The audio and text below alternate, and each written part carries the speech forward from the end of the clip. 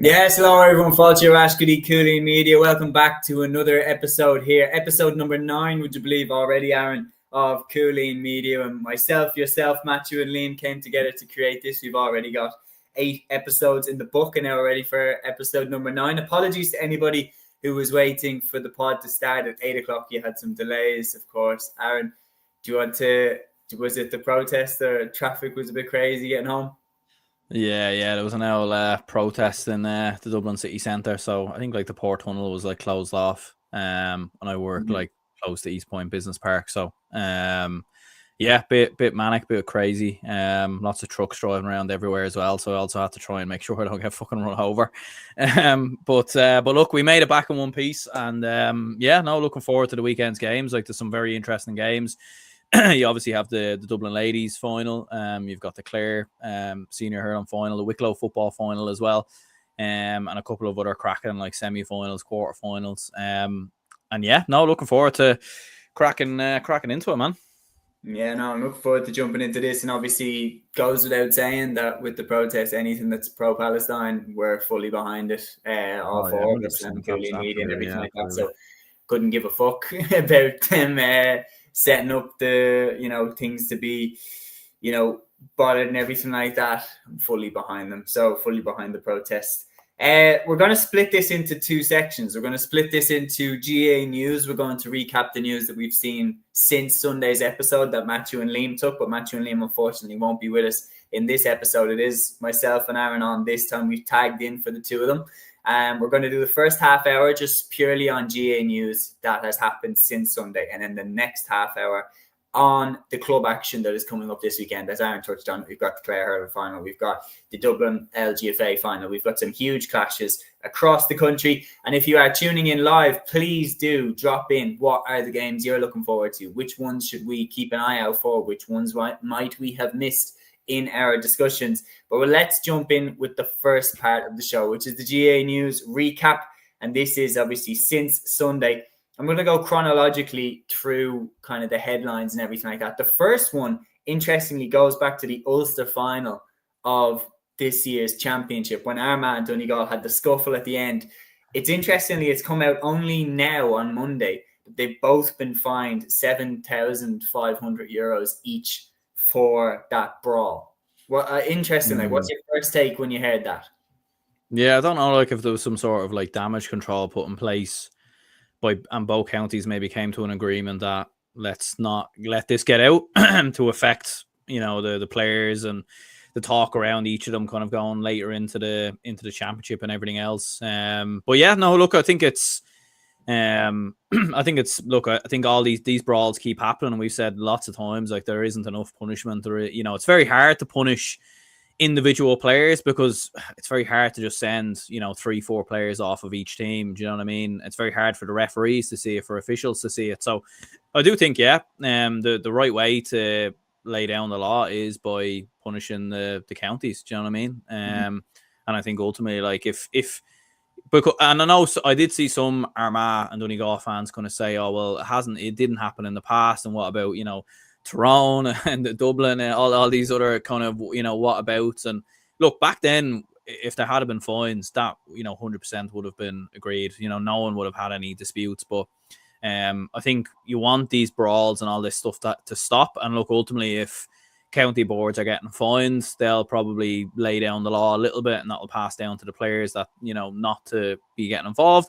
Look, I know there's always going to be a bit of afters, and obviously there's always going to be a little bits of handbags and everything else, but in terms of anything serious, like we are seeing scenarios at the moment with fans and everything else, and look, I know that's a different problem in many ways. That's probably more of like a societal problem, but at the same time we want to try and nip that kind of stuff in the bud, because it does set a bit of a example to the younger players, kids and everything else might see that on the TV and think like that's look at these Armagh players who they follow and worship, and they're getting involved in this. So maybe when they play a club game, they might do something like that as well. So, I think it's good they came down on it, and hopefully it can, they can nip it in the bud a bit more now, kind of moving forward. Yeah, I agree. I think like, I've seen a lot of people get annoyed about the fact that Armagh Donegal were fined for the scenes at the end of the Ulster final. I think one of the key things that you have to remember, and you pointed out really well, Aaron, is that we've seen it transcend from the players into the crowd at club level. We haven't really very, very high profile incident of it at the inter-county level yet, but the Ulster final was as close as I've seen, because full-time whistle went. There was a scrap going on in the middle of the pitch as the fans were running in. And all you need is someone who's a bit locked, who fancies himself as a bit of a scrapper to want to get involved. And now all of a sudden you have a situation where the players are fighting the fans. So they got away with one there in the Ulster final, and they have to make sure that they do not let it get to that stage again. And you said it right there. When there's so many people involved, it's hard to suspend an individual player when there's about 15 of them involved. So you need to come down on the county boards then, because then they'll go down on the players themselves. You need to go down on, so you need to clamp down on the county board, because they then in turn will crack down on the players that they know are probably leading the charge with this type of stuff. And we'll see less of this happening, because we've seen it at club level. That was very close to seeing it at inter-county level. So little small story there, but I think the GAA have handled it right. They didn't react to it impulsively. They took their time with it, and I think the right thing was done there. Interestingly, neither McGeeney or McGuinness haven't seen either of them comment on it. So I think that tells me that they're probably happy to just put this in the rear view mirror as well. Another interesting story, Ger Manley staying on as Cork Camogie boss. Obviously, Cork winning the All-Ireland Championship in his first year in charge, but they fell short of doing the 3 in a row, something that is such a historic feat, would have been such a historic feat if he had achieved it with that Cork team. I mean, the last team to do 3 in a row was the Wexford team of Ursula Jacob in 2012. It hasn't been done in quite a while. Him staying on as Cork boss indicates to me there's a bit of unfinished business there.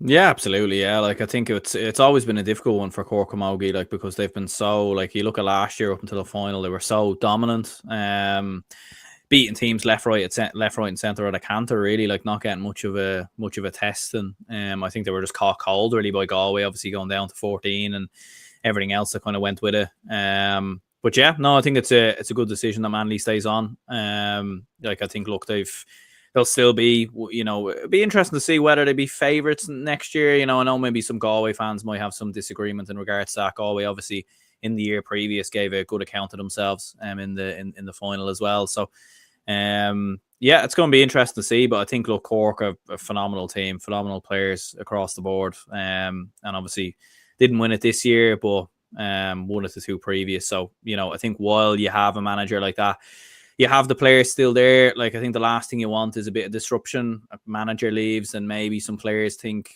all right, maybe it's my time to go as well. And that can kind of disrupt the flow. Like, they're still, they're still going to win more All-Irelands over the next couple of years. They mightn't win it every year, but they're going to be thereabouts. And this definitely gives them the best chance at retaining that, definitely.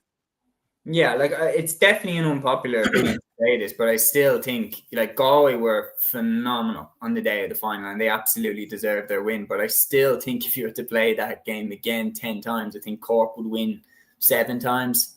Like, they blitzed everyone on their way to the final. I think Galway just got one of those days where they got Cork a little bit off colour. Cork were still hanging in there, but still things went right for Galway in terms of the free landed to Carrie Dolan and things like that. And Cork didn't manage to kick on at the end after getting the goal from Orla Cahalan. So there's interesting moments. Cork missed that window to make it 3 in a row. I'm be interested to see just how ambitious is Ger Manley in staying on. Does he want to just win this year, put that to right, and maybe leave? Or is this Jim Gavin style where, he loses in 2014 and then he wants to do 5 in a row, which he ended up doing? So interesting to see where exactly Ger Manley's term will end now, because when you stick around after a bad result, it means that you either want to go out on a high or you genuinely want to make a legacy with this team. And I think Cork have a good enough team to do it. So it will be interesting to see. Now, this story broke, I believe on Wednesday, so it only broke yesterday. But yesterday morning, the discussion of the inter-county rules, the new F4C rules, they're going to Congress this weekend. They'll be voted on at the GAA Special Congress this weekend. I cannot stress how much I'm hoping that they just leave the rules as they are. Like, I cannot stress how much I am praying that they leave the rules as they are and don't head backwards towards what the game was in 2024, 2023 and beyond. 94% of inter-county players have said that they are enjoying football more under the new rules. So it's being voted on at the Special Congress this weekend. I beg, please don't take a step backwards here. Listen to the players. They are the ones who are playing the game, and 94% of them saying that they enjoy the game more now. You got to listen to that. Yeah, 100%. Yeah, and I think it's important as well that they don't also, I know there's talks about like 4 points for a goal and, you know, different things like that maybe coming in.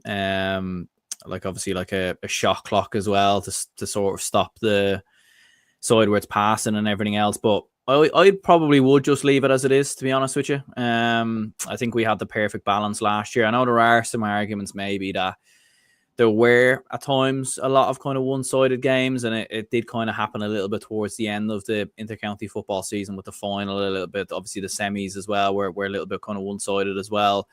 I think, you know, that's obviously 1 year, so like it's one kind of sample that you look at. I think you keep the same for next year, and you know, obviously this year we had Meath getting to a semi-final, which maybe they overachieved a little bit as an example, and sort of getting to where they got to, you know, and obviously it ended up being a very comfortable win. But yeah, like I think keep it as it is. Let more teams and more players, more managers adapt to the rules, because let's not forget as well, like there was a lot of figuring things out with these new rules as well.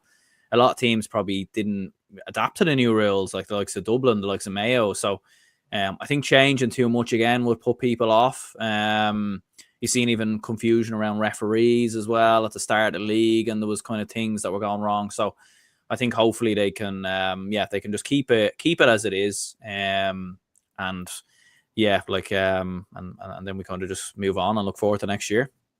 Yeah, there's no question about it. Like, it was just so much more enjoyable. Like, just going to the games. I mean, myself and yourself, I think the example that me and you have always picked is that Dublin Roscommon game in Croke Park, which was just absolutely so boring a couple of years ago.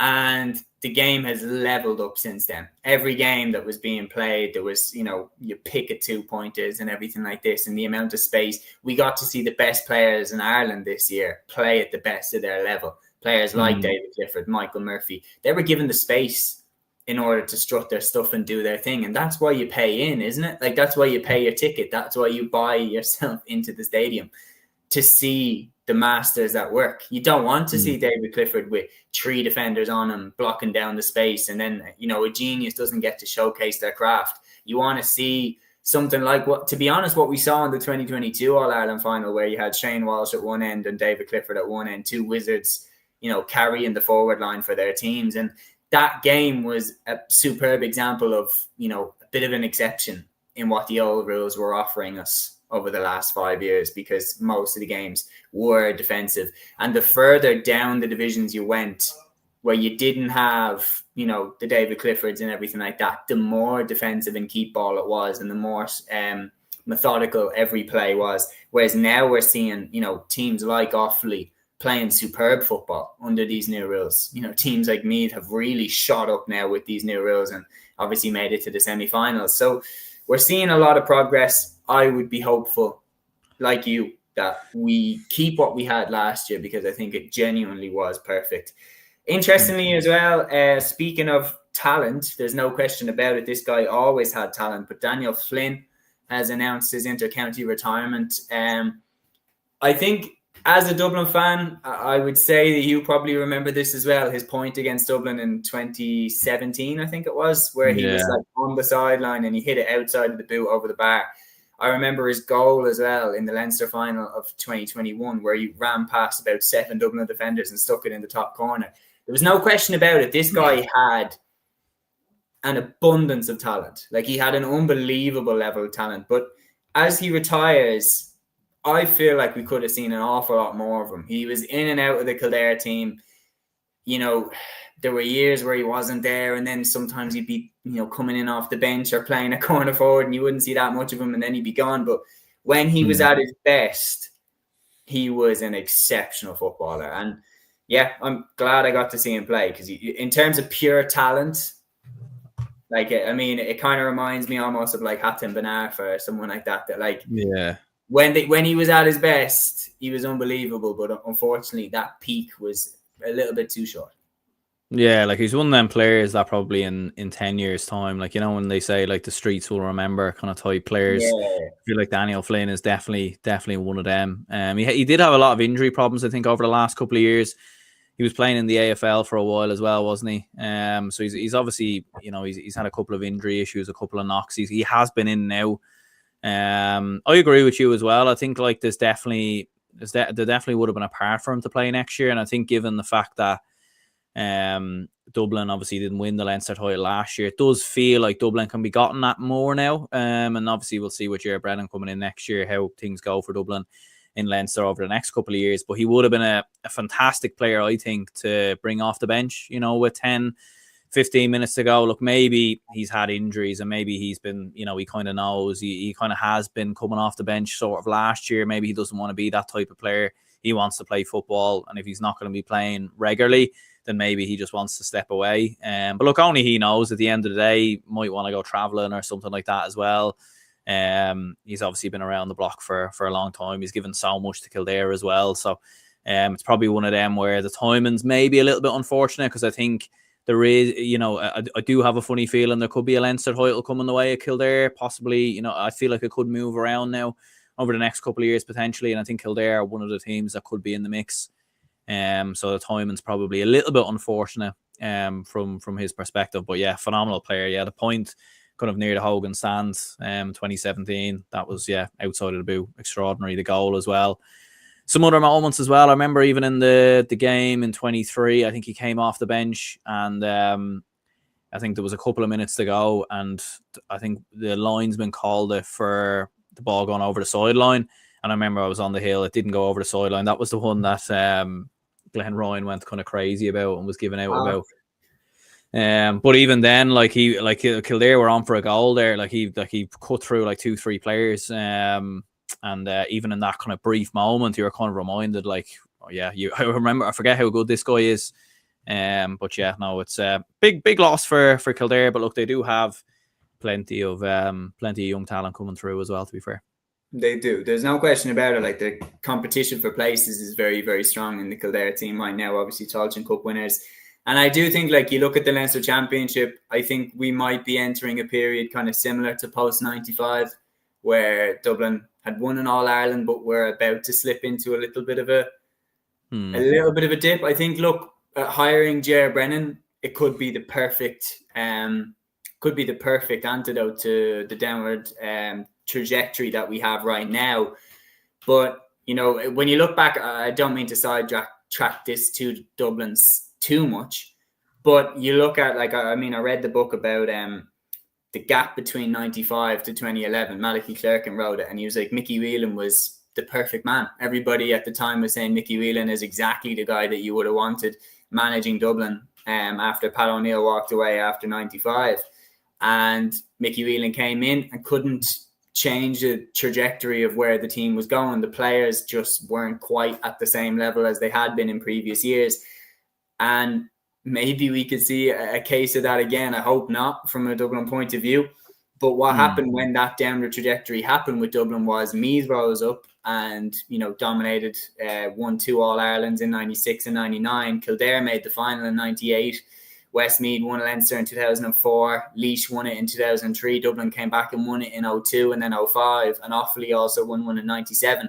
But we saw about 6 years in a row where a different winner every year was crowned. So hopefully the Leinster Championship can kind of head back into that, where we see just an absolutely superb competition that it once was in the late 90s, early 2000s, where you could not pick who was going to win the championship, and whoever won it had earned it through tears, sweat and blood. Like, it was so it'll be interesting to see if it goes that way.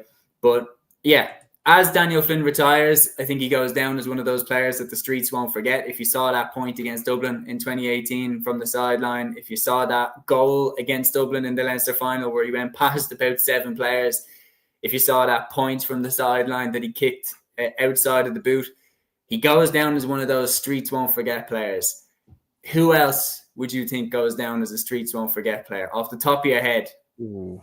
Matty Ford just jumped out there for some reason. I think he's probably a level above that though, a little bit as well. Do you know what I mean? Like I think he's a phenomenal. Well, Ford was amazing, but I feel like because he was playing for a county that wasn't competing regularly, I'd look maybe somewhere on that Wexford team, maybe even someone like Kieran Ling from that Wexford team, who was just awesome. His left boot was unreal, whereas Matty Ford did get most of the credit. Even Ben Brosnan as well, to be fair. I know he's still going. But even in that 2011 Leinster final, like he was incredible that day. Trying to think of other players now who kind of like Stephen Bray was very good for Meath. He was very good.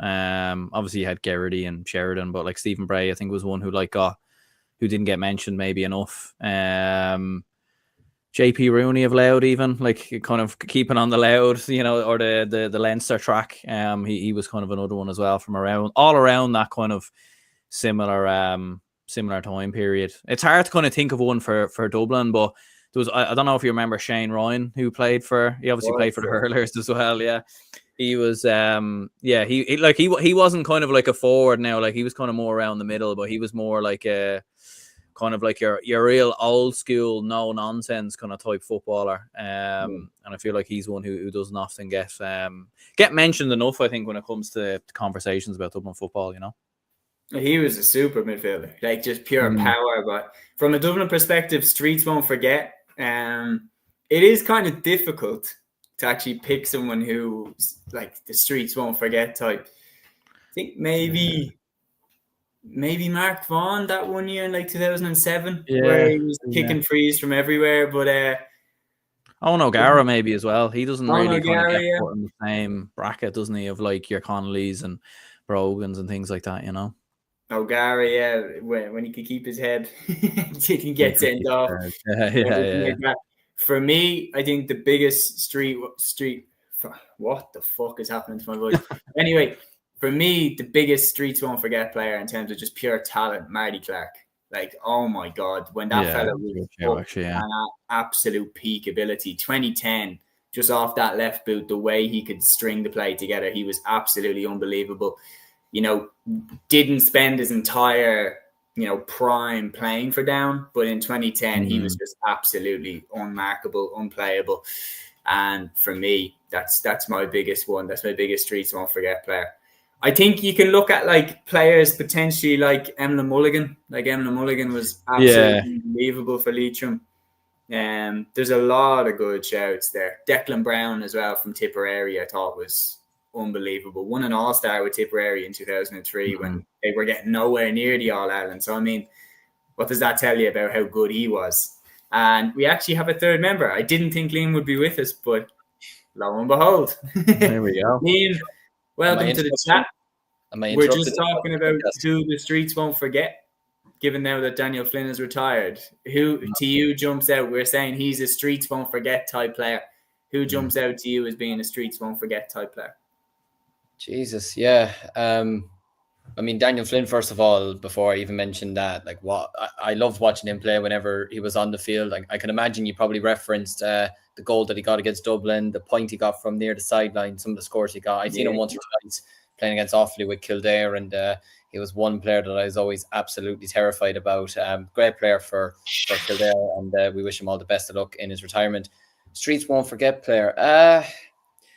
Jesus. I could be biased from an Offaly point of view, but Niall McNamee could be a player that stands out. Still going strong for Road in the club football scene at the right old age of 600. I know I'm joking. But yeah, no, players like that. Shane Ryan could be a player as well. That could be a big shout out as well. Let me think. Jesus, yeah. Players won't forget. Streets won't forget players. Would it be wrong? No, I was gonna say Diarmuid Connolly, but yeah, nobody will forget him. I'm only saying that because I wish the skill. Yeah. No, it's only I wish we saw more of him in his career, but the Streets definitely won't forget him anyway. But yeah, no, he is. Daniel Flynn is probably the perfect description of that type of player. Great player on his day. Whenever he was on form, he'd take on 6-7 players and pop the ball over the bar like it's nobody's business. But it's nice in a way that he got to end his career with something to win with Kildare. You know, he got to win the Tailteann Cup. But I'm not too sorry to see him retired, so we won't have to play against him anytime soon. But great player for Kildare. Yeah, no, he certainly was. And that brings an end to the GA News segment of the pod. We've run through all the news. It's a bit of a quiet week in terms of the GA. We don't have too much to discuss. Dublin is Great comes in with a question to kick us on nicely to the club section. He says, who do you think will win the Dublin semi-finals? On Sunday, of course, they are a doubleheader live on Dubs TV. We're going to jump in now and give the games a little preview. Aaron, just in general, before we move on, what have you made of the Dublin Championship so far this year? I think it's been predictable in some ways. I think it is. I think there is I've seen someone on Twitter even say it is kind of the same clubs getting to the semi-finals in hurling football, and even in like ladies football as well. Like you've Kilmacud Crokes in there as well. Like there is kind of like a few clubs at the moment who are just very, very dominant. And it seems quite hard for the other clubs to make up the ground. Like I think you have like a top 4 probably clubs in the country right now. You know, like, and that's Ballybowden, Cúilín, Na Fianna, and Kilmacud Crokes, and it feels like everyone else is trying to, you know, kind of catch up. Like you've obviously got Luke and Sarsfields in hurling who are doing all right and everything else. But look, yeah, like there has been some very interesting games. Like there has been some cracking games. To be fair, but I think up until this weekend now is where it will really kind of kick into gear. I think a lot of the other games, like Na Fianna Ballymun was a great game. Don't get me wrong. Like Na Fianna clawing back an 11 point deficit, but like Crokes cruising through the quarters, very, very comfortably. Cúilín obviously the same as well. But this weekend, I think with Crokes, Na Fianna and Ballybowden versus Cúilín, like I think we're going to have some 2 cracking encounters, and looking forward to getting into them.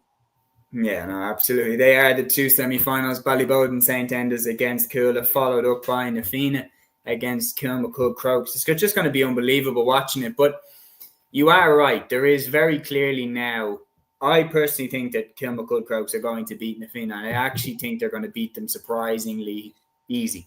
I really do. Like I think you look at how Ballybowden beat Na Fianna in round 1, 4-23 to 3-9. Now I know that every game is different, but you watch how Kilmacud have just torched everyone around them. I get Na Fianna could make this difficult for Crokes, and do you know what? I do kind of take back what I said about them winning easy, but I do still think that Crokes will win.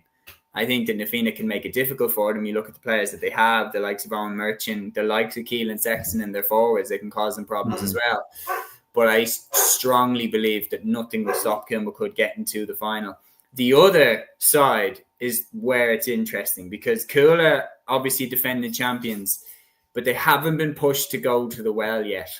Like Lucan did well against them for a half, then Cúilín came away and absolutely blew them out of the water in the second half. But they haven't been forced to go to the well the way that they were forced to go to the well, you know, multiple times along their journey to the All-Ireland last year. Ballybowden are hungry. There's actually not that many players left in the Ballybowden team from their All-Ireland winning days. Like, obviously, you still have Colin Basquel there. But, like, Robbie McDade isn't playing this year. Paul Durkin, who was the goalkeeper that year, he's long gone. Like, players who were crucial to that team, like Bob Dewan, Michael Darren McCauley, they're not playing anymore. This is a very new Ballybowden St. Enda's team. And I actually think they definitely will have more hunger than Cúilín will to get this win. I strongly believe that. It's just a question of, are Cúilín still too good to be dethroned? But you look at how Ballybowden have absolutely annihilated teams in their path, including Na Fianna.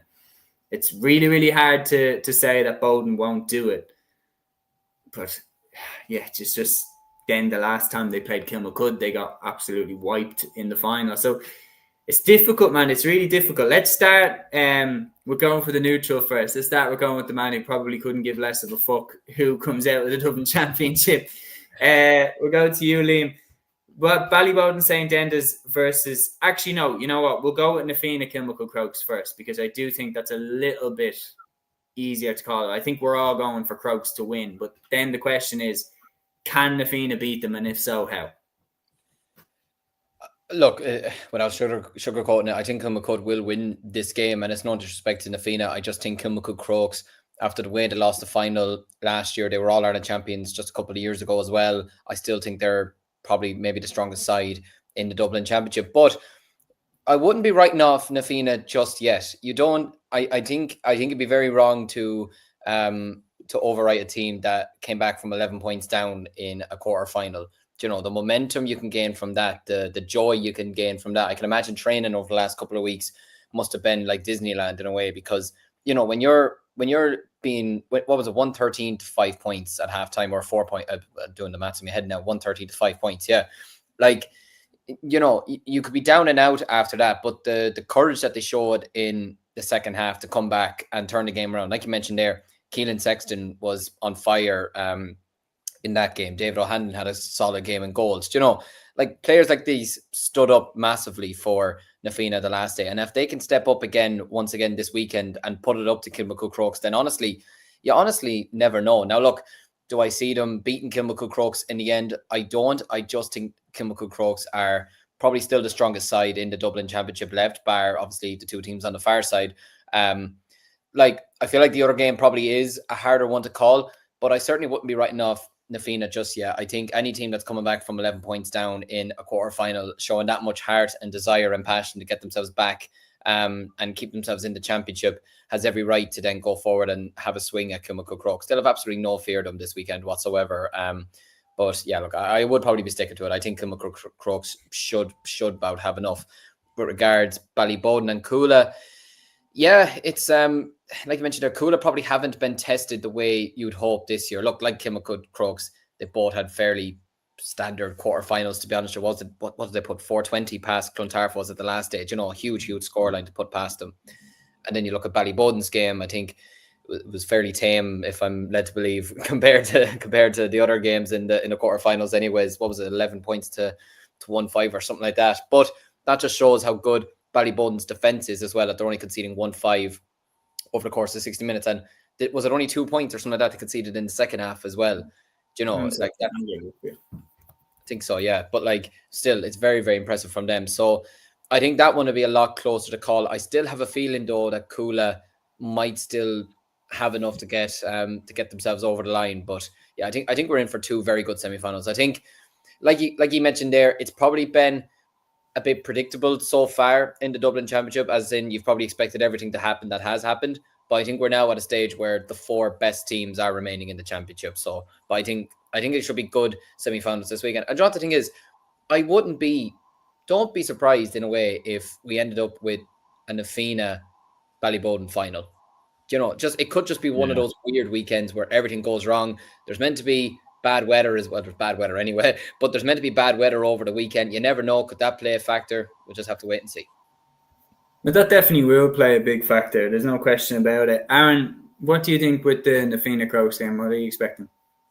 Yeah, I do agree with Liam as well. I think Crokes will come through, but I think this is going to be one of them games where Na Fianna have the chances to win it. Like, you remember when Crokes played Raheny a couple of years ago and it went all the way to penalties, and Raheny had so many chances that day to win that game and ultimately fell short on penalties. I think this is going to be something similar, to be honest. I think Na Fianna are going to have massive chances in this game. I think Crokes are going to be pushed to the pin of their collar. I think one thing we've saw with Na Fianna, not just in the game versus Ballymun, but even in the groups as well, like, they've been brilliant at facing adversity. Do you know what I mean? Like, most teams would fold in their scenarios. And let's not forget as well, this is a team with a group of players who've been to a good couple of county finals in recent years and lost them. Do you know what I mean? So to go to the well and keep on coming back stronger, I know they are a little bit better with Keelan Sexton, obviously, in their team now. He wasn't obviously there a couple of years ago. But yeah, like, I think they've got some phenomenal players there, and I think they definitely can do damage. But I think it's just that Crokes know-how of getting the job done. They have players, as we know, in Manny and Walsh, who can do it on the big occasion. You have the likes of your Dara Mullins and a few others there as well to kind of make an impact. So I think Crokes will come through it, but I do have a funny feeling it's going to go to extra time, and I think it is going to be a lot closer than people think, and it's going to be one of them where Crokes probably end up winning it by 2-3 points. But I think it's a game we'll look back on and think, geez, Na Fianna could have maybe done something there. I've just got a feeling it's going to be one of them type of games. Yeah, no, I do agree with you. I'm going to reel up your next answers. So I'd advise, please keep your whole head on the screen. Don't let Liam cut off half your face for this answer. But the two semi-finals this weekend in the go-ahead Dublin Senior Football Championships. You know, what a pair of semi-finals that we have here. Ballybowden St. Enda's against Cúilín, Nafina against Kilmacud Crokes. What final are you expecting now that we have this Final Four? I'm going to say Kilmacud Crokes and Cúilín. I'm going to stick it out with those two. Aaron? I'm going to go with Kilmacud Crokes and Cúilín as well. I know I've got a Ballybowden shirt in the background there. So this is a bit of an awkward one, but I did back Cúilín to win the All-Ireland. So, and I should stress, I'm not a Ballybowden man or anything like that. I just won the jersey in a giveaway. Before any Ballybowden fans are watching and thinking, how dare you go against there's a reason why it's on the wall and I'm not wearing it. So, but yeah, we will go with Cúilín Crokes. Yeah, like both are good answers, no question about it. Like Kilmacud Crokes and Cúilín were in the Dublin final last year against each other for a reason. You know, they're two teams that have won the All-Ireland in the last 3 years. You know, 2 of the last 3 years have been won by those two clubs. So it'll be a huge final between the two of them. I personally actually am going to shade it to Ballybowden though on that semi-final against Cúilín, because I just think since Cúilín won the All-Ireland, they haven't been pushed to go to the well the way that they had to when they went on their All-Ireland winning run. And I think if Bowden are in the fire with them, I think Bowden have more hunger to get it done. You know, a lot of the players that were part of that All-Ireland winning team have now stopped playing with the team, like Michael Darmaccauley, like Conor Keeney. They're not, you know, they're key men anymore. It's a very new Ballybowden team. It's a team that want to cut their teeth at an All-Ireland push. And I think if they can beat Cúilín, it would serve as, in my opinion, just as important a win as Cúilin's win over Kilmacud Crokes was last year in terms of giving them that belief that they can kick on and go further. So I'm going for a Ballybowden Kilmacud final, but it's going to be really, really interesting to see how it goes. Anyway, we're going to move on further. Dublin is great asking, Séamus, are you on commentary for this game? I'm unsure yet if I'm on commentary for Sunday, but I know for a fact I'm on commentary tomorrow for the All-Ireland, but for the Dublin LGFA final between St. Sylvester's and Kilmacud Crokes. And that brings me on nicely to talk about that game. That game is tomorrow night in Parnell Park at 7:30. We discussed this before on the pod, so we won't go into as much depth. We did like a full breakdown on the last pod on Thursday, but it's going to be a cracking game. I mean, you've seen like last year's final between the two teams. Kate Sullivan was unbelievable, and Sylvester's pushed Kilmacud in a way that they haven't been pushed in Dublin for so long. And you were looking, thinking, God, Sylvester's here, Sinead Ahern, Kate Sullivan, this is their day, like everything like that. And Kilmacud just found a way to get through it. There's no other way to put it, that their know-how got them through. Their know-how got them through. And to be honest, from being there that day, maybe it's a little bit harsh. Maybe it's because I was rooting for the underdog. But you know when a team fails cleverly? Yeah. You consistently fail. Danielle Lawless had the ball for Sylvester's plenty of times, and she's one of their key operators of going from defense to attack, and she's so fast, and every time that she had the ball she was being fouled but not enough to get a free, and definitely not enough to get a card. And the sales manager was right beside me on the sideline, and he was losing the plot. He was like, how can you not see that this is a tactic? Dublin Great says, is that on Dubs TV? It is indeed. It will be live tomorrow night on the Dublin GA website. Do have a look at it, because it's going to be some final. Aaron, I'll go to you first. We mentioned the grain of rice last year between the teams. Now Lauren McGee isn't playing. And I mean, she's worth a bag of rice to Kilmacud Crokes, let alone a grain of it. So could that be a difference, or are Kilmacud just too strong? Because up until this final, especially the semi-final, they walked through Thomas Davis.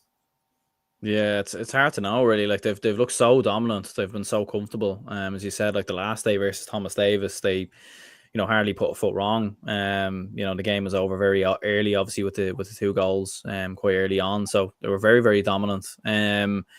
I think it's an interesting one. Like Sylvester's obviously got brought to extra time the last day. They had quite a lead, and then they were obviously pegged back against Clontarf, I think it was, like going to extra time. So it's a hard one to know. Like I still think Crokes have enough. I do get what you mean. Without having Lauren McGee in there, like that obviously is quite a big sort of player to obviously take out of the Crokes kind of team. And obviously Sylvester's pushing them very, very closely last year.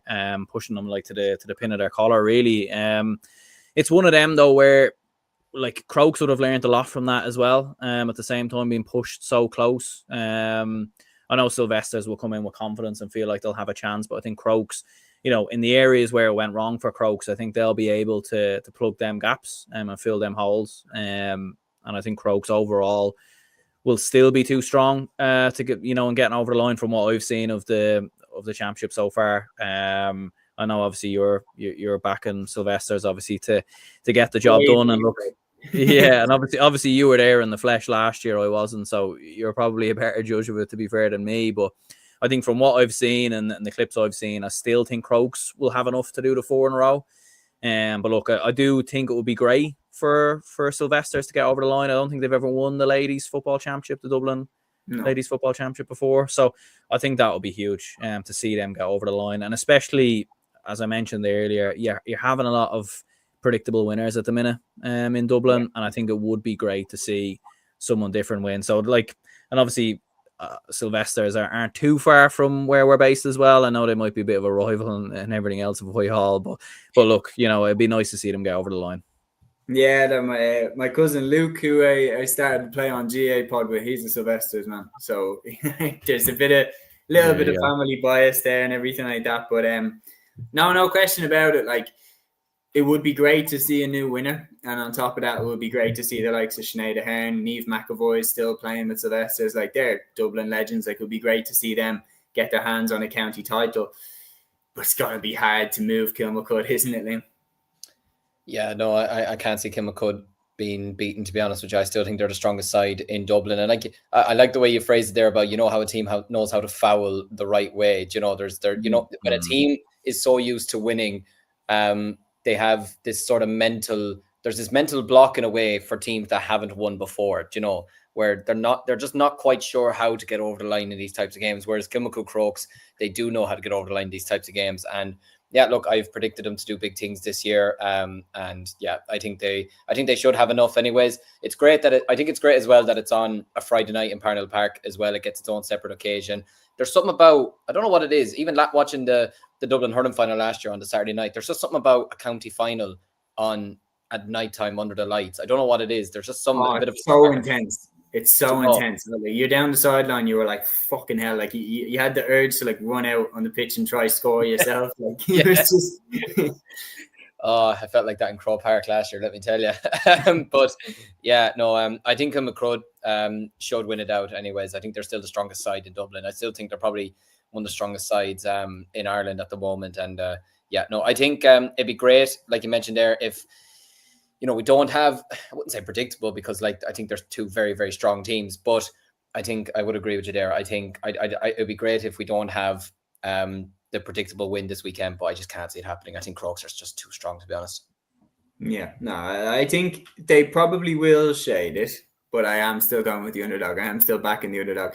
And look, we tend to focus in on times where a team fell short and then came back the next year to beat them, like, let's say, Tipperary 2009 falling short to Kilkenny, coming back in 2010 and turning them over. But we tend to overlook times like, I don't know, for example, Galway in the All-Ireland final, first day out in 2012, drawn with Kilkenny before getting the living daylights bet out with them in the replay. Like, we tend to overlook those examples because, it's the big dog winning, it's the favourites winning, and that doesn't tend to go down in history. So there is a chance that Kilmacud just come out and annihilate Sylvester's. I'm not dumb to that. There is a chance that, I think, again, there's only 3 ways this goes. Either Kilmacud win narrowly, Sylvester's win narrowly, or Kilmacud annihilate them. I think that they're the only 3 things that can happen here.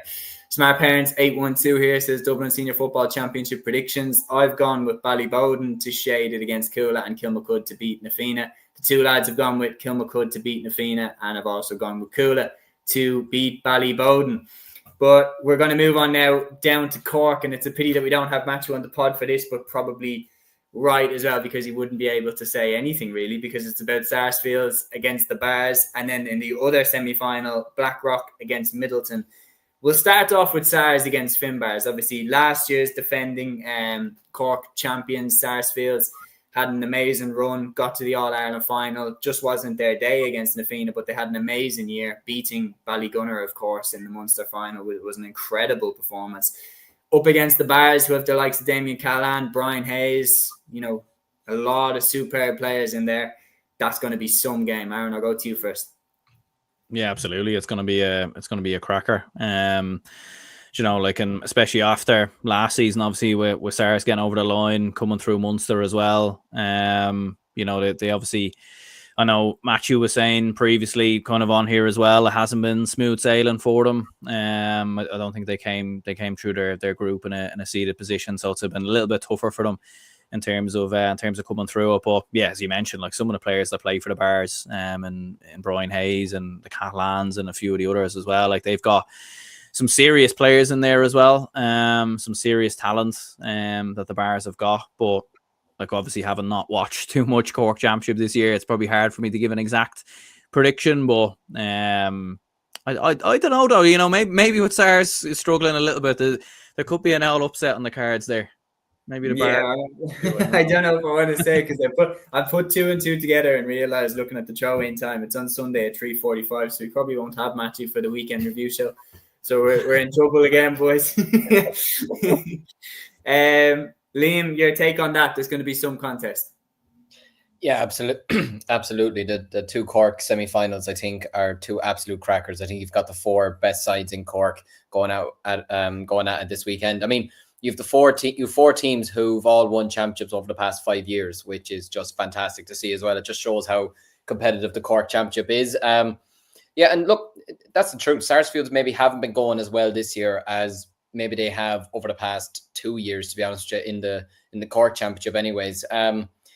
Like against Charleville, I mean, I presume you've all seen the flick by Dara Fitzgibbon, which was unbelievable. If it gone over the bar, then Jesus, it would have been score of the year, to be honest with you. But like, Charleville did well in that game. Like I'd seen a good chunk of the match, saw more of the highlights during the week as well. And like, Charleville were no pushovers. They led by a point at half time. They were going fierce well. It's just Sarsfields had that bit of experience, that little bit of grit that they've had over the last couple of years, and they got themselves over the line. In the second half. Colin McCarthy did well. Jack O'Connor got 5. I think, did he get 4 points? No, I think he got 5 points in the end or something like that. Like, they all kind of stepped up in the second half. But that's the thing. It might do them no harm having not been seeded and getting themselves a quarterfinal, getting themselves an extra game. But like you said there, when you're going up against Brian Hayes, it was probably arguably one of the best. Well, he's one of the best corner forwards in the country. Some would argue he is the best corner forward in the country. He's someone that will have to be tightly marked to the absolute every second of the match this weekend. But I'm expecting a good contest. But I still think Sarsfields, they've been going well over the last couple of years. I still think they might have more to offer than Finbars. I could be very well off in saying that, but I just think Sarsfields might be able to get themselves over the line here.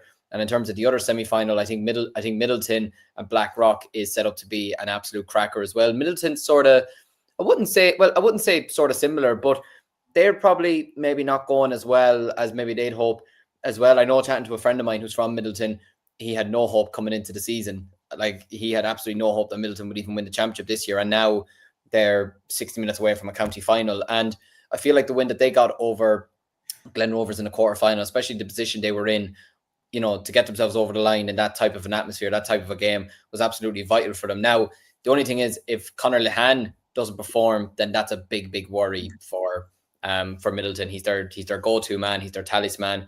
I can remember one of the days last year, he scored 14 points in one match. And ironically, that weekend I scored 14 points, but it was in a junior C match. So I'd like to remember that weekend for the rest of my life, that I was on the same level as Conor Lehane. But yeah, no, if Blackrock are able to manage the threat of Conor Lehane even just a little bit, then Blackrock, in my opinion, should be able to get themselves over the line here. But I have a funny feeling Middleton have a bit of unfinished business in the Cork Championship. They obviously won it in 21, lost it in 23 in the final. And really, when you do look back on it, probably shouldn't have lost to Sarsfields last year. They were very, very good in the first half. Like, I remember texting my friend and seeing the scoreline at halftime, and said to him, Jesus, you're going to win, you're going to walk this championship. And then next minute they lost in full time, and I couldn't believe it. So I feel like they still have something that they do want to say about the Cork championship. But yeah, if I was to be predicting now, I think we're going to be seeing a Sarsfield's Middleton final. I'm going to back Matthew. Hopefully he'll come back to the channel. Yeah, I'm going with Sars to beat Finbars. Nothing to do with Matthew. I'm going with genuinely, like, I was impressed by their run through to the final last year. Just sometimes it just doesn't go your way, but I mean, they still have unbelievable players there. The likes of Jack O'Connor obviously spring out, but then just the way that they put Ballygunner to the sword when it was going down to the wire like that, I think it was very, very hard to ignore that. And the fact that they're back here when so many big core clubs have fallen already, like the likes of Glen Rovers and everything like that, like they've fallen.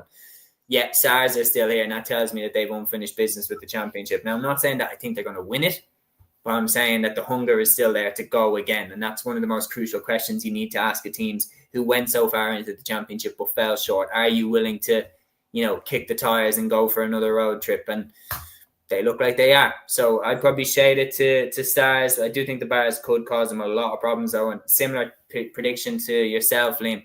I think Blackrock will go for the other semi-final, because I do think you take Lahan out of Middleton. I think that the rest of their forward line is manageable from a Blackrock perspective. And then you add in the fact that Blackrock have Alan Connolly leading their line. Like, he's as big a threat as you get right now in the game. So I'll shade it to Blackrock, and then that would set up a final with Stars and Blackrock, and I'm not going to dare call that just yet. I want to see how they get on against their respective opponents in the semi-final before I predict that.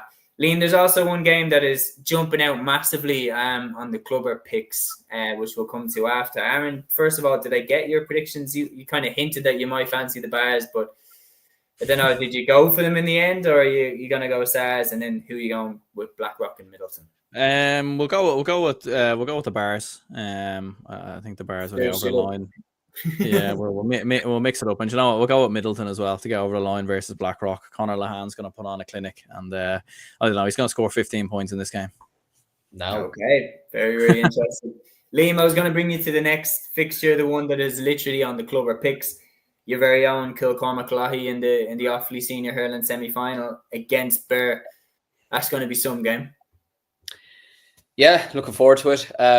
It's been a strange sort of season in Offaly. I remember I was doing a preview earlier for the match with John Leahy, who'd have coached the club a number of years ago, and I kind of said it to him that I going into the season, I didn't know what to sort of expect with the Offaly Championship, because a lot of people would have seen our club as like the team to beat, and a lot of people would have been thinking, oh, they won't be beaten, for years to come, or it's hard to beat them, whatever.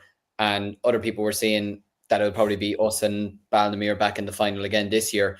And then after the opening match day, all that thought went out the window, because we ended up drawing with Belmont. Ballymere ended up getting a hammering really by Coolderry, and all of a sudden everyone was like, all right, these teams can be beaten. So it's been, for me, it's actually been a great championship, and it's probably done us no harm in a way, not kind of like Sarsfield not being seeded, not topping our group, to be honest with you, and not just going straight to a semi-final, because Belmont now, who are playing Shinrone, the other semi-final in a couple of weeks on Sunday, and Burr, who are playing us on Sunday, they've had 4-5 weeks off with no championship action, which could come back to bite them a bit. Now, I'm sure they got challenge matches in between that, and a lot of Belmont players would have been playing football with Forban over the past couple of weeks as well to keep up fitness, and they've had championship action, whatever.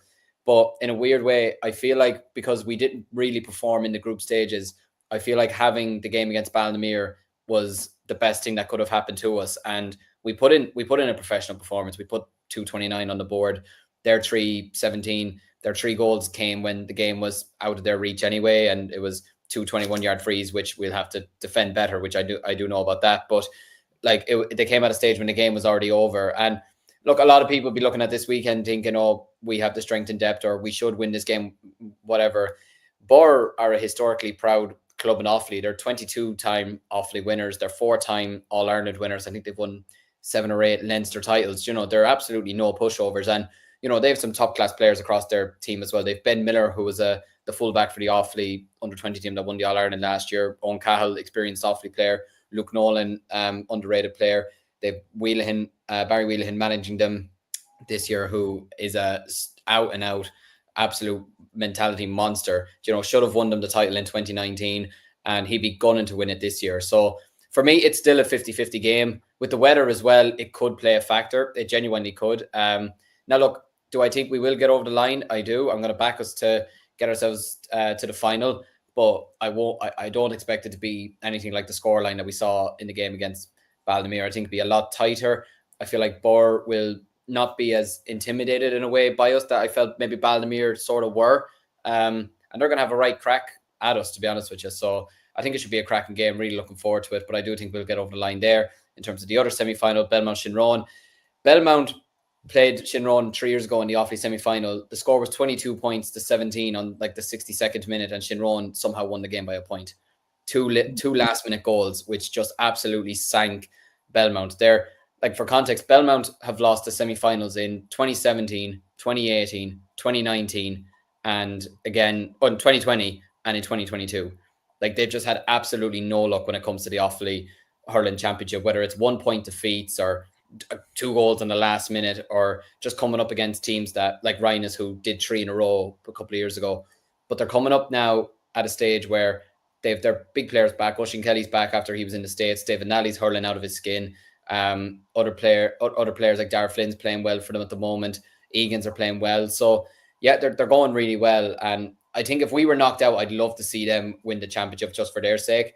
But Shinrone have been hurling really well. They came back from 10 points down against Cúilín, showed a lot of bottle to turn the game around the second half. They have some top class players in their team as well. Killian Sampson is having the season of his life at the moment at centre back for Shinrone. Had a great season for Offaly. So Bailey O'Brien's going well in the forward line. They have Jason Sampson, who was Offaly captain for a couple of years. So if I was to call it now, I'm actually going to back Belmont to reach the final. I think it'll be a first ever Offaly final appearance for them.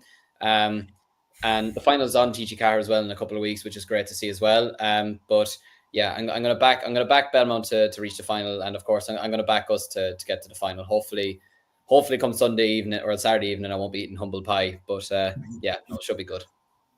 Aaron, looking at the list there, just before I give my final games to look at before we wrap up the show, is there any more that you have your eye on this weekend? Yeah, well, look, I think the Clare Hurling final definitely deserves a mention there. Like, I think it's going to be a historical game in many ways, because, like, when you look at when both of these two last won a county title, like Cloney Quinn haven't won it since 1942, Aero Guinness haven't won it since 1990. Both are going to have some star-studded players as well. Like Cloney Quinn will have the likes of Peter Duggan, Ryan Taylor, Jack O'Neill, so some very interesting players there. Aero Guinness obviously have Shane O'Donnell within their ranks as well. So I think it's going to be very interesting. I think that's a game that stands out, and maybe another game worth mentioning as well is the Wicklow football final this weekend between Bolton Glass and Carnew Emmets. Carnew Emmets haven't won the Wicklow Senior Football Championship since 1973, and they're actually on for a historic double there as well. Bolton Glass haven't won it since 2020. So two interesting finals worth keeping an eye on this weekend. Do you have any picks for who you think is going to win? So for the Clare Hurling final, I'll go with Cloney Quinn, mainly because I think I've said on this show a million times, but and I said it very early on as well. I'm not just jumping on the bandwagon, but I had a lot of people saying to me that they were going to win the Clare Hurling title. I hadn't probably even heard of the club up until that point, in all honesty. And yeah, here they are doing what they're doing. So we'll go with them. And in terms of the Wicklow Football Championship, like it's obviously very, very hard to call and predict. I'll be lying if I said I knew a huge amount about these two.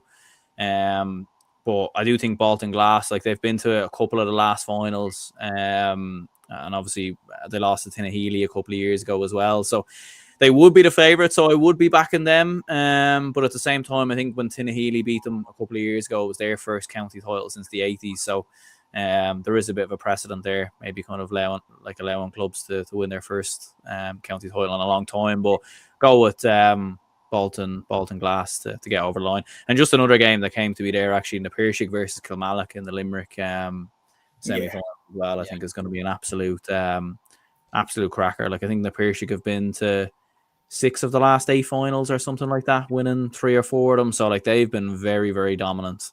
And Kilmallock have obviously got some, top players and Shane O'Brien and everything else. So That'll be an interesting one. If I had to call it, I still think the Piercing might have enough, you know. Yeah. No, they'll be very, very difficult to overthrow. I think Kilmallock's slightly on the downturn. I think is that maybe too harsh. I don't know, but like players like Graham Mulcahy aren't quite at their best anymore, and players like that. So I think the Piercing though are on the up. The likes of Peter Casey, I think it's frightening. The Peter Casey, I still don't think we've seen him at his peak. Gavin has a great one here. A lone derby between Clon and St. Bridget's in one semi and Pierce's and St. Farrell's in the other. Final and Roscommon should be crackers. I mean, if Bridget's and Pierce's get drawn against each other in the final, that is going to be something else. So, I would absolutely be buzzing to see that one take place. Before we wrap up the show, I'm just going to highlight as well 3 huge LGFA county finals this weekend. Starting off, obviously, we have the Dublin final. We have the dominance of Kilmacud Crokes going up against St. Sylvester's. Last year, Sylvester's were so close to beating them. There was a grain of rice between them that day. It was only a point between the teams. Sills could have won it. Crokes are going to be very, very difficult to top, but I think without Lauren McGee, I'm actually going to shade it to Sills to be able to do it, but I could be very, very wrong, but only time will tell. Then on top of that, we have Ballymacarbry going up against Comer Rangers in the Waterford LGFA final.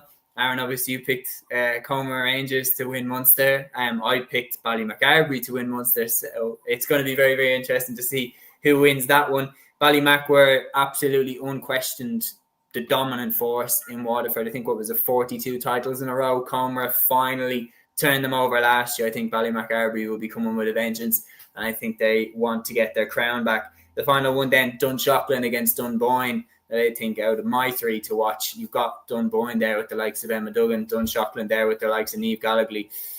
Serious Meath star power in both of those teams going up against each other in the final. I think whoever comes out of that shouldn't be slept on in terms of their chances of putting it up to whoever comes out of the Dublin final. I think that's the second most likely then to go on and win Leinster and kick on for an All-Ireland potentially.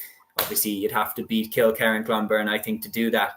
But that's what I pick as the 3 LGFA county finals to watch this weekend. Only time will tell how they'll go. But yeah, lads, pleasure again. As always, we have previewed another weekend of GAA action, and we've also discussed the latest of GAA news. Fair play to you for getting back on time, Liam.